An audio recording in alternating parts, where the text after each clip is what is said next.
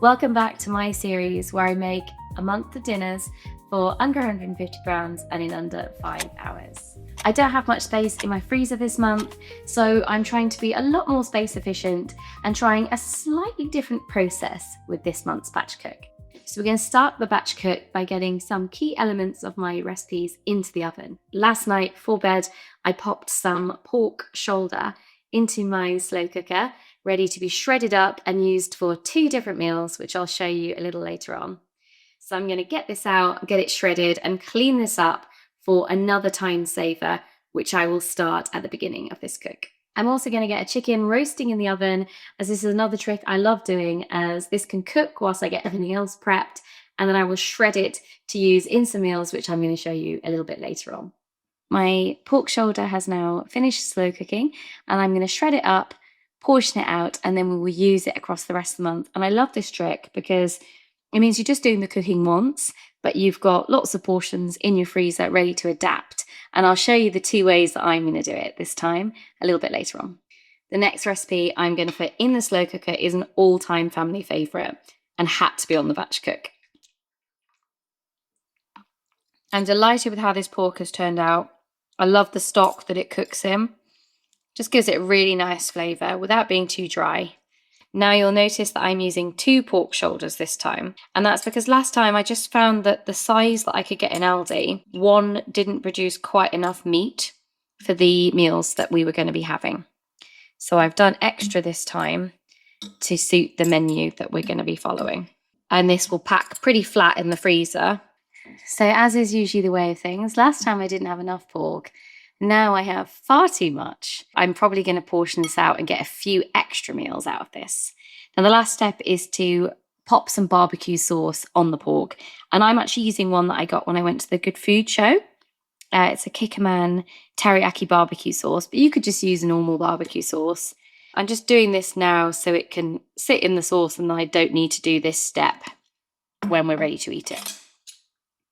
I'm just going to give that a good stir, and then I will portion this out. We also enjoyed our pulled pork in burgers with some halloumi and burger sauce on top, and this went down so well. I'm now going to move on to getting a marry-me chicken in my slow cooker. So I'm going to add in some sun-dried tomatoes, some frozen chopped onions, which I love using as a time saver for batch cooking. I'm also going to add in some frozen garlic cubes, which are another great time saver, along with 2 chicken stock pots, some oregano, and then finally I'm going to add in some chicken thighs. And the reason I'm starting with this is this will actually just slow cook in the background. Then I will portion up and I have the most amazing use for it later on in the month when we enjoy this meal. And I can honestly say these have to be my 2 favourite meals of this batch cook, and I can't wait to show you how we served it. So I've covered with some water, and then this will now slow cook in the background. The next thing I need to do is get my vegetables in the oven so they also can be roasting whilst I make some of the other sauces. And this time I'm doing 2 veggie tray bakes, which I will use in a variety of different ways. And I'm also going to roast up some sweet potatoes for a different variation on one of my family's absolute favourite sauces that always makes it into my batch cook videos. So keep your eyes peeled for what I'll be using this for later on in the video. I always start my batch cooks by getting all the veg prep out of the way first. This is a great way to be time efficient when you're batch cooking. If you can get all the veg prep done in one go, it just means that it's ready to use in the different recipes that you've got planned. And although I have switched to some frozen chopped vegetables, I do also like to use some fresh vegetables in my cooking. Certainly in the UK, we have points of the year where seasonal veg is very cheap in the shops, and this sort of meal would be a great way to use that up. I also love this trick with sweet potatoes. Now, as I've got the oven on for my roast chicken, I often like to put in a couple of sweet potatoes, which I've pricked and covered with a little bit of oil, and these will just soften up in the oven, and I'm going to blend them into the sauce that I mentioned earlier. So today I've done a mix of sweet potatoes, peppers, onions, carrots, courgette, But really, you could pick which vegetables you fancy. Last month, if you watched my video, you would have seen that I put some cauliflower in here. If you have some veg that's going a little bit soft in the fridge, this is a great way to use it up and save it going to waste. I also like to put a whole bulb of garlic in there, as roasted garlic just adds such a nice flavour to this sauce. It comes out so well each time I make it. We're now 45 minutes in and ready to move on to the next recipe. Okay, so I'm ready now to start marinating my chicken for the family favourite sauce that I'm making a bit later on. And then washing the other half of the chicken for a meal which I'm going to cook in the air fryer. My inspiration for doing a recipe involving tikka paste was, if you buy a jar of tikka paste for a recipe, often you are going to have some left over, and it only lasts for a certain amount of time once opened in the fridge. And so I kind of wanted to go in with the mindset of, if you were to buy a jar, how could you make full use of it across lots of different recipes? I'm going to put the other half of the chicken into my freezer bags. And a big thank you to the person who commented on one of my recent videos to recommend folding over the top of the freezer bag before I put the contents in. That's actually genius. I don't know why I didn't think to do that before, seeing as I filled many bags by this point. But yeah, totally doing that going forward, so thank you. Now I'm only putting chicken in half of these bags because the other recipe involving the tikka paste is actually a vegetarian recipe, where the only thing I'm freezing ahead of time is the marinade. But the reason that I'm doing it in freezer bag is so that on the day of assembly, once the marinade has defrosted, I will pop the other item that I'm going to be using into the bag so that it can marinate in there. As with all my recipes, these quantities reflect our family's appetite and portion size, so you may need to scale up or down depending on how much chicken you like to eat. So for my marinade, I'm just going to pop in some natural yogurt, followed by some of the tikka paste. Just give that a stir. And then I'm going to pop this in the fridge for the rest of my batch cook. And I will come back to this a bit later and show you what I'm going to do with it. And finally, I'm going to put some tikka paste into the bags, along with some more yogurt. Now this could be frozen flat in the freezer until I'm ready to use it. This is a really space efficient way of prepping a meal ahead. Now, because I made the tikka sauce myself, I have actually portioned some off into 2 bags, and I'm going to use these bags as a container to marinate some halloumi. If you were doing this using a jar of paste, you could just do this on the day. And once the halloumi has been marinating for a little bit, you simply pop it in the air fryer and cook until nice and crispy. And whilst it's cooking, you can make a really simple yogurty dressing to go with it. I literally put yogurt with a bit of mango chutney and a squeeze of lime. You could add some curry powder in here too. Once the halloumi is nice and crisp, you simply take your flatbreads, a little bit of salad and the sauce, stuff and enjoy. Now, I would say a little halloumi does go a long way here. I wasn't sure if we would have enough from one block, but for our family, this actually was the perfect portion size. And this was so, so tasty. To cook my marinated chicken, I simply defrost in the fridge, pop in the air fryer, and then serve with flatbreads, very much like the halloumi flatbreads. And these were so, so delicious. And the leftovers made an amazing salad filler the next day. We're coming up to an hour and 45 minutes into the batch cook. My chicken has just come out of the oven. I will be getting the veg out shortly. Whilst I wait for the veg to finish off cooking, I'm going to get this chicken shredded up. And this is a trick that I love to do when batch cooking, as it just makes the most of the oven being on. It's a great way to prepare a protein that I can use in a meal, which I'll be showing you a little bit later on. The veg is now out and we're ready to move on to the next step. Whilst the roasted veg cools down slightly, I'm going to get on with making my next sauce, which is a homemade red pesto. So I'm just going to grate the Parmesan cheese, and I've also grated up some cheese for the cheese sauce that I'll be making shortly. So I've actually come to the end of this Parmesan, which is exciting because I'm going to pop this in the freezer, and next time I make a bolognese, I'm going to put it in there in the slow cooker, and it just makes the sauce taste amazing. There's a really handy trick for adding a bit of extra flavour in there. Now the cheese is grated, I'm just going to drain off some roasted red peppers. I also am going to open up a tin of butter beans, as that's always my favourite trick. I do butter beans in sauces to add a little bit of extra protein without the kids realising. Now it's just a case of adding everything into the blender.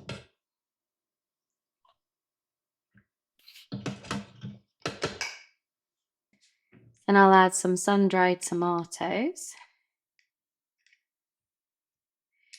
Now, to keep costs down, I actually haven't added pine nuts this time, but you could if you wanted to, because I'm trying to stick to the budget and I've got things like salmon on the menu this month. I've just made some cost efficiencies on some of the recipes. Next up is some lemon juice and then some tomato puree, along with some salt and a bit of black pepper.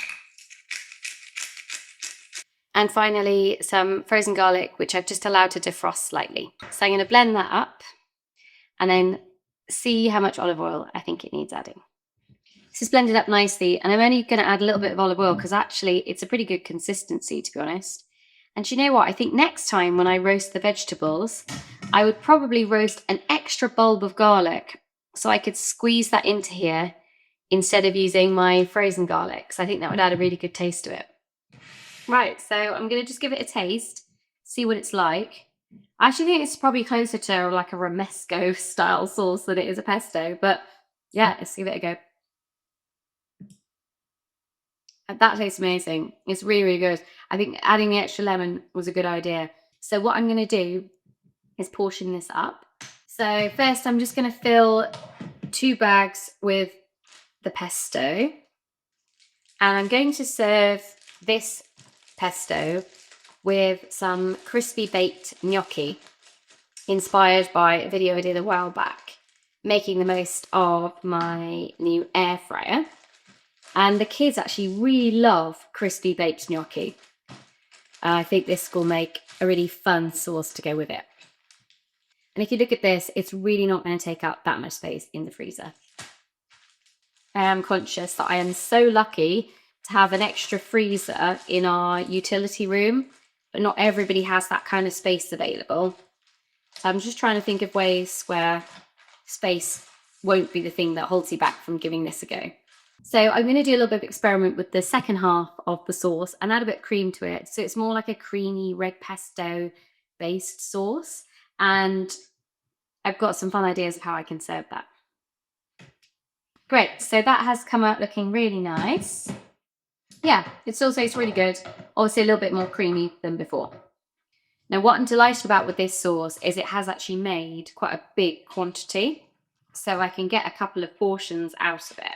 So I've got 3 portions of this sauce, and I deliberately chose to make a recipe like this so that I could use it across multiple different meals, so that we still get the variety across the month, but I've only had to make a sauce once.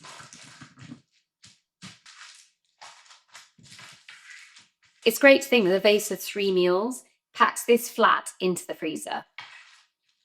One of the ways that you could use the creamy red pesto sauce is taking some fish, either some white fish or salmon, and simply spreading the sauce over the salmon, wrapping tightly in some tin foil, and then baking in the oven for about 18 to 20 minutes at 200 until it's fully cooked through. This is such a lovely base to add to your meal, and the kids really enjoyed this one. This time I'm adding some butter beans to my hidden veg sauce just to pack in a little bit of extra protein. And so I am going to do this step twice. So in each blend, I'm going to add some butter beans, passata, and then some mascarpone. So now this will be blended, and then I'll do a taste test and start portioning it all out and repeat the process again. If this was just me and my husband having it, I'd probably make this like a bit spicier, so that's quite nice. But for the kids, I'm keeping it quite mild. I feel like me being left-handed is not ideal for these sorts of shots. The sauce can also be enjoyed with a little bit of tuna mixed in, maybe some olives as well, and then popped in the oven with some cheese on top for a simple tuna pasta bake. Now that the hidden veg sauce is done, I'm going to move on to my Tex-Mex sauce. So I am going to keep some of the roasted vegetables like the peppers out and a couple of the onions. And then I'm going to blend up roughly 2/3 of the mix. So I've put aside some whole vegetables, and then I'm going to put everything else into the food processor along with some spices. And I love this trick of roasting up a garlic, as it's just a great way to add extra flavour, and it's just so easy. You simply just need to squeeze the bulb of garlic until the cloves pop out into the sauce, and it will just add a really nice flavour. So then I just need to add all of the veggies from here. Now this sauce again is a bit of an experiment. I thought it'd be a good way to have some different flavours in for the kids. But generally I find if the vegetables have been blended into the sauce, there's a higher chance of them giving it a try. If I was making this for me and my husband, I probably would keep some of these roasted veggies out so that you could see them looking nice and chunky. But I think for the kids, that might be a bit of a gamble. Now I'm going to add some cream cheese. And then I just need to put my spices in. So I'll pop some smoked paprika in, a little bit of cumin,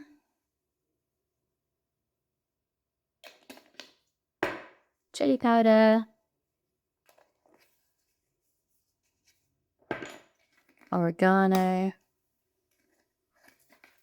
a bit of salt, and some pepper. And then once that's blended, I'll just give it a taste to see if it needs anything extra adding to it. With the other half of the sauce, I'm going to mix in some black beans, along with some kidney beans. Now, I've not drained these, but I am just portioning them off like this because I've chosen the kidney beans that are in a chili sauce, just so I can take some of the flavour from that. But I don't want all liquid. I'll put those in.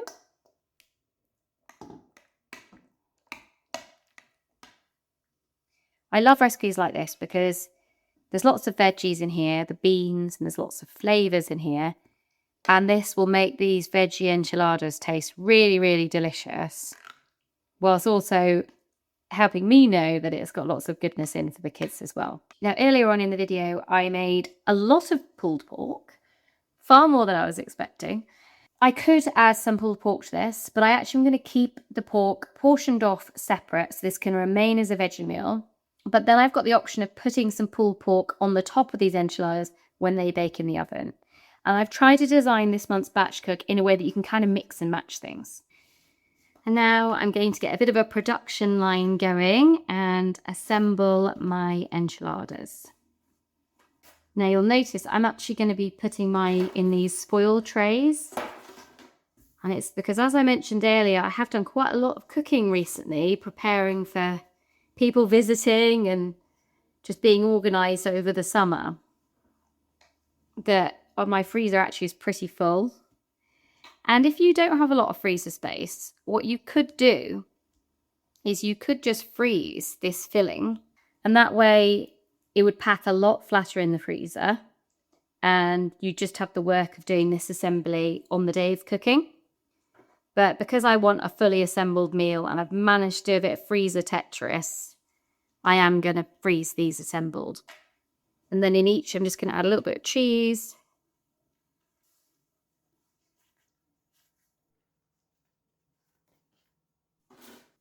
When we had our first baby, my mum came to stay with us. And one of the amazing things she did for us was she batch cooked a load of enchiladas. It was just the best gift for her to leave behind. It was amazing. Now, as with all the recipes, make enough to suit the portion size your family would want. For us, this is probably okay. Like, the kids are probably only going to eat one of these each, so we'd have a spare. but you might decide to scale up depending on your appetite. So I just need to repeat the process again. I saved the excess liquid from the kidney beans, and I'm actually just going to combine it into here. Then I'll just pour some of that over the top. Now, this isn't the only thing that's going on the top of here, and that leads me on really nicely to the next recipe that I'm going to be making. The enchiladas were finished with some grated cheddar, then baked in the oven, and I simply served these with a little side salad, and they were so tasty. We'll definitely be making this again. We're now 3 hours in, and I'm ready to start making my next sauce. So as you'll remember, I roasted up some sweet potatoes earlier, and they have come out super soft and are ready to be blended up with some butter beans.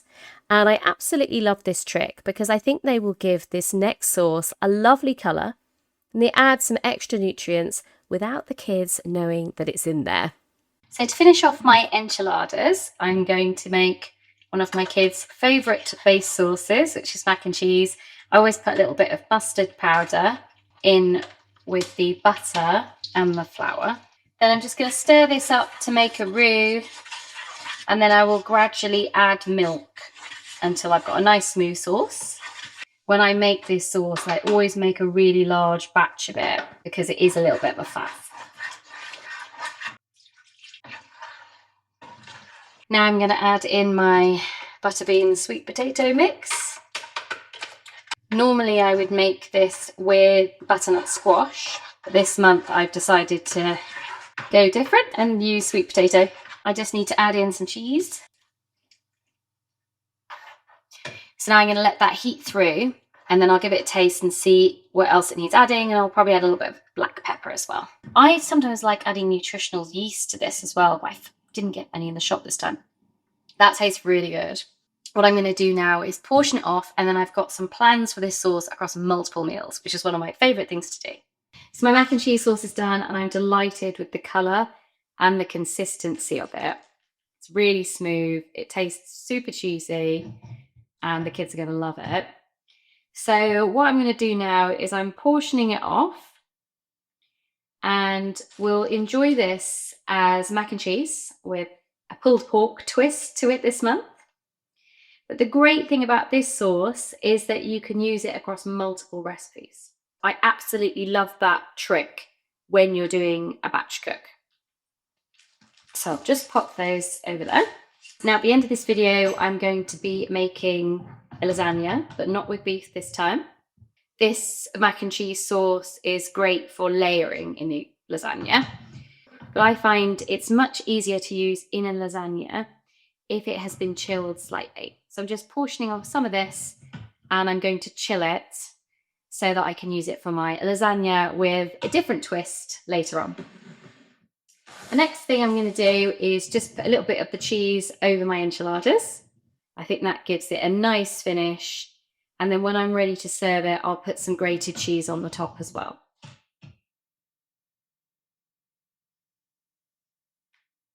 Now, if you were trying to save on freezer space, I have done this before where I've just frozen the portion I need of this sauce for enchiladas separate, and then just assembled it on the day. So I'm also going to add a little bit of this cheese sauce to the Texmex pasta sauce that I made earlier. I think that will add a nice creamy element to it, and it also will just make this sauce go a little bit further. Now I should really have clipped this on one of my bag holders, but hey ho. This is proving why using the bag holders is a good idea. And this is now a cheesy Tex-Mex sauce, which I will be using with pasta. But the great thing about this sauce is that you could adapt it and use it in different ways. I actually think, again, if it was just me eating this, I think making a sort of butter bean stew or something like that with some really good quality butter beans, that would be really tasty, but there is no way the kids would eat that. To serve the Tex-Mex pasta, I simply mixed it in with some cooked pasta, topped with some fresh peppers and grated cheese, and the kids really did like this one. Tasted a bit like a fajita, but in pasta form. I love that with this mac and cheese sauce, you could just get it out of the freezer, still frozen, and just submerge it in some cold water, ideally under a running tap, for 5 minutes or so, and it will start to defrost. And maybe you could either heat it through in a pan or the hob, or pop it in the microwave. And it's just handy for those nights where, I don't know, you've not really got dinner plans, just need something quick that I know that my kids will like. And this mac and cheese is a lifesaver. When we got back off the summer holiday, I remembered we had some of this in the freezer, and it was just so handy. I also love the fact that kids think they're getting a real treat with mac and cheese, but I know that in here is lots of nutritious goodness. And as you may remember from the beginning of this video, I'm really tight on freezer space, and I absolutely love how flat these sauces will pack in there. I served my pulled pork with mac and cheese this month. I simply topped my mac and cheese with the pork, baked in the oven, and then finished off by drizzling with a little bit of barbecue sauce. And this was such a fun variation on a meal that we have most months. We're just under 3.5 hours in. My next job is to take the chicken that was marinating in the fridge from earlier and pop it in the oven to bake whilst I make the next recipe. And this really adds such a great depth of flavour to the meal that I will be using it for later on. We're approaching the end of the batch cook, and this next recipe is one that I made a long time ago, and it was so delicious. I'm going to be using it in 2 different ways. So first of all, we've got to soak the dried mushrooms, and the liquid that comes off the mushrooms that have been soaked is such a great way to add flavour to the sauce that I'm going to be making. So you need about 300 mils of boiling water, and you just pop in the mushrooms. And whilst they're soaking, I'm going to get on with preparing the fresh mushrooms. So all I'm going to do is take some frozen garlic and some frozen onions and soften them up in a pan, then add my mushrooms in batches and get them softening up too before I season with some herbs and salt and pepper. Whilst that simmers in the background, all I've got to do now is add in the finishing steps of my marimi chicken. So I take frozen chopped spinach and I take some cream cheese. Now you'll notice I am using quite a lot of cream cheese here, but it's because this marimi chicken is going to be used for 4 different meals. So to balance out the saltiness of the sun-dried tomatoes and the stock, you do need a decent portion of cream cheese at this point. So I'm going to give that a stir, make sure it's all incorporated, and then it will be ready to be portioned up and used for the meals that I've got in mind.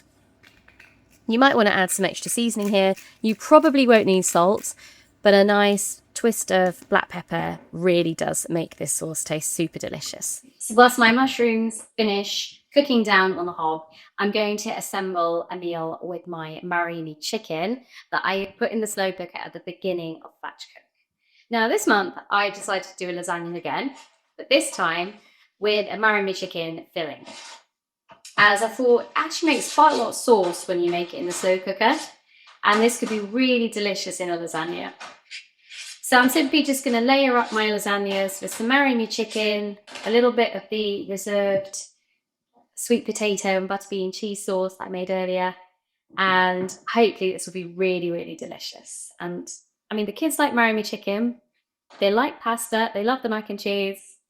Who knows? Maybe that combination will be a step too far. We'll find out. So you simply take the marimi chicken sauce and spread it all over your lasagna sheets. I'm just going to put a little bit of this cheese into each layer because it already has got some cheese in the sauce. That's why I'm not putting grated cheese between the layers either, as there is quite a lot of cheese in the 2 sauces. Then you repeat this process until you have all of your layers assembled. If you were tight on freezer space, you don't need to have this as a lasagna. You could just freeze the marimi chicken sauce and have it with pasta, as that's how we normally have it. I just thought we'd try something a little bit different this time, having it in 2 ways that we wouldn't normally eat marimi chicken. Just taking a little bit of the sauce, to pop out the top, and then I will finish with some of the cheese sauce. Just make sure it's all covered. And then when I'm ready to cook this, I will put some grated cheese on the top. And with this meal, you need to give it a good amount of time to defrost. It's also worth using a thermometer to probe the center and make sure it's completely heated through, because obviously they're quite thick and they can take a while to cook. Now I just need to portion on the last bit of the sauce. Marinating chicken is such a great sauce to make because it's so versatile. You can enjoy this with rice, also pasta, mashed potato. With my marinating chicken, you'll notice that the chicken has just shredded into the sauce. And that's because I didn't remove the chicken when I added in the cream cheese. Now that works for us because that texture is better for our kids. But if you didn't want the chicken to shred into the sauce, you would just take it out before you add in the cream cheese. And again, look, it freezes so flat, perfect for storing space in the freezer. This Marry Me chicken lasagna, honestly, was an absolute triumph. If there's one recipe that you make from this batch cook, it has to be this one. It was so, so delicious, and I'm so sad I don't have another one in my freezer. I also served the Marry Me chicken as a loaded fries option. So I simply crisped up some chips in the air fryer and then popped the Marry Me chicken sauce on top with some cheese. I can't begin to describe how delicious this was. The kids were asking for seconds, and honestly, it was so good. It tasted like a side we'd have in our favourite burger restaurant, and I don't know how I've never thought to serve it like this, but this one was a real crowd pleaser. I've got 45 minutes left, so I'm going to finish off my mushroom sauce and turn that into 2 delicious meals. And then I've got one last job, and I've saved my kids' favourite meal until last. So all I'm going to do is I've grated up some Parmesan, and then into my food processor, I'm going to pop the mushrooms that have been soaking. And as you can see, the water they were soaking in has gone a really lovely colour. And it will taste amazing, the stock from these mushrooms. Then I'm going to pour most of the stock in. Just keep some back in case I need to loosen the sauce up. I've also got my mushrooms that have been really nicely softened up as they slowly cooked on the hob. So I'm going to put some with my cooked chicken from earlier. Then I'm going to put some with the sauce. Next up, I'm going to add some silken tofu. I quite like this trick of using silken tofu because you just don't know it's there. And it makes the sauce creamy without you realising that it's tofu. And tofu is one of those things, it's quite hard to get the kids to want to eat tofu. So this is a good way to get them to have it. So next up, I'm going to add in my soy sauce along with some Dijon mustard.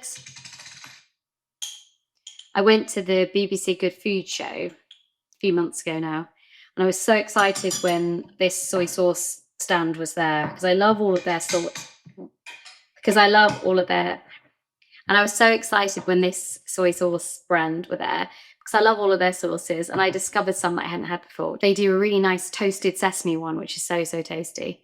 I'm going to add some thyme in now as well, along with my milk. Now, when I actually made this the first time, the recipe I used was a vegan recipe. And so I used a plant-based milk. And I didn't use cheese. I'd put nutritional yeast in if my memory serves me right. So we'll just blend it up now and check the consistency to see if it needs any extra liquid adding to it. So it's quite a thick sauce, which I'm pleased about. I think it needs a little bit more of the mushroom liquid adding, because the mustard is quite a strong taste. So I'm going to add liquid in the form of the mushroom liquid. And I'm going to give that one more blend and stir that up. So that's blended up. Let's give it a taste.